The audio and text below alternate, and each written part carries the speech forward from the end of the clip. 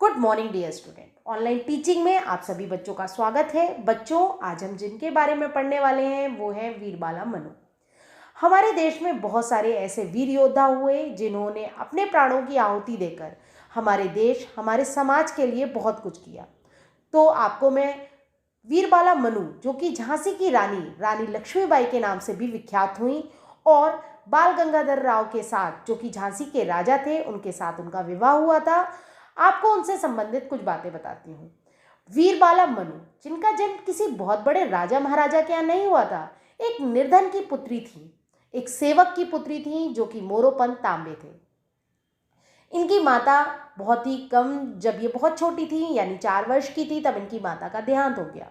इनके पिता ने इन्हें बेटे की तरह पाला पोसा। आइए हम यहाँ पर एक नाटक जो कि चल रहा है और उसके कुछ दृश्यों से आपको मैं अवगत कराती हूँ। पहले दृश्य में वीरबाला मनु नाना साहेब और तात्या टोपे, जो कि उनके बचपन के मित्र हैं, उनके साथ में अपने मनोरंजन खेल खेलती हुई नजर आती हैं, जो कि क्या है, तलवारबाजी और घुड़सवारी, जिसमें नाना साहेब उन्हें बार बार लड़की होने का एहसास कराते हैं, जिस पर वो बिल्कुल नज़रअंदाज कर देती हैं, क्योंकि वो उन दोनों पर भारी हैं। नाना साहेब और तात्या टोपे दोनों पर भारी पड़ती हैं। उसके बाद दूसरे दृश्य में नाना साहेब जो हैं वो कहीं नज़र नहीं आते हैं। तब वो तात्या से पूछती हैं, तब पता चलता है कि वो घोड़े से गिर गए, जिसकी वजह से उनको काफ़ी चोट आई है।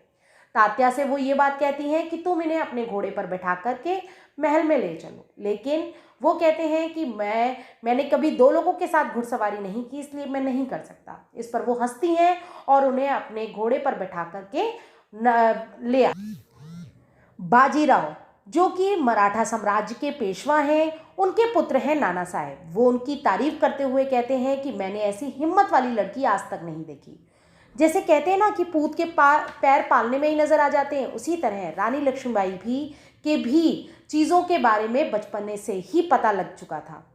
अब उसके बाद में क्या होता है, उसके बाद में नाना साहेब जो होते हैं वो उनसे थोड़े से नाराज़ हो जाते हैं, और क्योंकि उनको ऐसा लगता है कि मनु जो है वो अभिमान कर रही हैं अपनी बहादुरी पर। इस बात पर एक सेवक की एंट्री होती है, और सेवक जो है वो आकर के नाना साहेब के सैर पर ले जाने के लिए महावत हाथी लाया है, जिसके बारे में वो उनको बताता है। नाना साहेब बाजीराव जो है उसमें मनु को चलने के लिए भी कहते हैं, बट नाना साहेब जो होते हैं वो मना कर देते हैं, क्योंकि थोड़ा सा उनके बीच में अनबन हो चुकी होती है नाना साहेब और मनु के बीच में।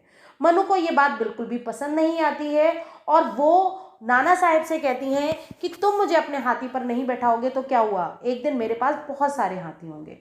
इस बात पर चौथा दृश्य होता है, जिसमें वो अपने पिता मोरोपंत से इस बात की जिद करती हैं कि मैं हाथी पर ज़रूर बैठूंगी। मोरोपंत उनको समझाते हैं कि बेटी, हमारी ऐसी हैसियत नहीं है कि हम उनकी बराबरी कर सकें, वो सब मालिक हैं, हम नौकर हैं, हम उनके सेवक हैं। मगर मनु को ये सारी बातें समझ में नहीं आती हैं। फिर उसके बाद में मोरोपंत जो है उनको कहते हैं कि हमें ज़्यादा बड़े बोल नहीं बोलने चाहिए, लेकिन उन पर कोई असर नहीं पड़ता। 5वें दृश्य में मनु के पास में तात्या आते हैं, और वो उनसे पूछते हैं कि तुम कहाँ हो, और तुम्हें पता लगा कि मुझे पता लगा कि तुम झांसी में आज से आ रहे हो, और सारी बातें होती हैं। यहाँ पर इस दृश्य में क्या होता है कि झांसी के जो राजा हैं, जिनका नाम है बाल गंगाधर राव, उनके साथ में मनु का विवाह तय हो जाता है। मतलब उनके साथ में उनकी शादी की बात हो रही होती है, और वो जो है बार बार, मतलब आपस में इन लोगों के बीच में थोड़ा सा हंसी मजाक टाइप का होता है। और उसके बाद में सभी लोग जो हैं वो एक साथ, थोड़ी देर बाद में सभी लोग एक साथ आ जाते हैं, जिसमें जो नाना साहेब हैं वो तात्या टोपे ने जो कुछ भी बताया ये सुनकर बहुत खुश होते हैं कि झांसी के राजा के साथ में मनु का विवाह हो रहा है। लेकिन वो थोड़ा सा आपस में, उनके बीच में थोड़ा सा इस चीज़ को लेकर के भावुक भी वो लोग हो जाते हैं, क्योंकि उनको ऐसा लगता है कि कहीं वो नाराज़ ना हो, मनु उनसे नाराज़ ना हो, है ना, जो इतनी सारी चीज़ें हुई। अब उसके बाद में जो छठा दृश्य होता है, वो तीनों महल में आ जाते हैं, और मोरोपंत मनु के बीच में संवाद होता है, जिसमें बेटी को से वो बात करते हैं कि तुम्हें ये सारी चीज़ें पसंद हैं, जो कि उनसे कही जाती हैं। ठीक है, सारी बातें होने के बाद जो ये दृश्य है, इसमें आपको मैं बता दूं कि बाल गंगाधर राव से विवाह कर मनु जो है वो महारानी लक्ष्मीबाई बन जाती हैं।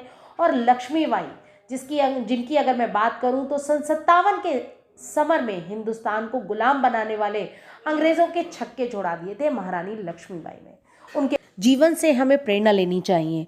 अगर मैं बात करूं कि इस नाटक में रानी लक्ष्मीबाई ने साहसपूर्ण जीवन से कैसे अवगत कराया, स्वतंत्रता स्वीकार ना करते हुए उन्होंने कैसे निडरता से अंग्रेज़ों का सामना किया।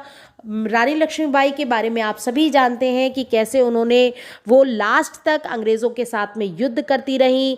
अगर मैं बात करूं तो वो बचपने से ही बहुत ही निडर देश प्रेमी थी, वीरता की भावना हमेशा उनमें रहती थी।